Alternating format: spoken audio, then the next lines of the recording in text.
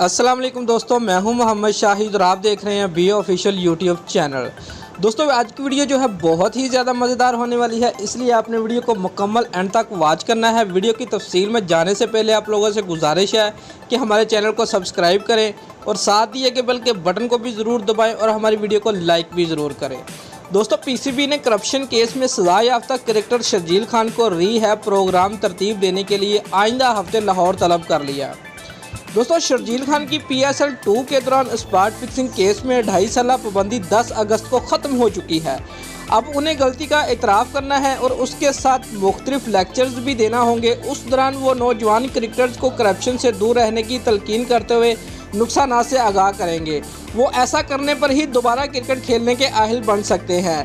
पहले मरहले में शर्जील की लीगल और एंटी करप्शन डिपार्टमेंट के अहदेदारों से मुलाकात में रीहैब प्रोग्राम का तरीक़ाकार तय किया जाएगा। शर्जील के वकील शेगान एजाज के मुताबिक क्रिकेटर पीर या मंगल को PCB हकाम से मुलाकात करेंगे।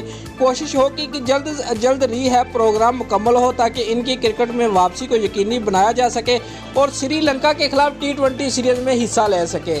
दोस्तों अगर आपको हमारी ये वीडियो पसंद आई है तो लाइक और कमेंट लाजमी करें और हमारे चैनल को सब्सक्राइब करना मत भूलिए। शुक्रिया।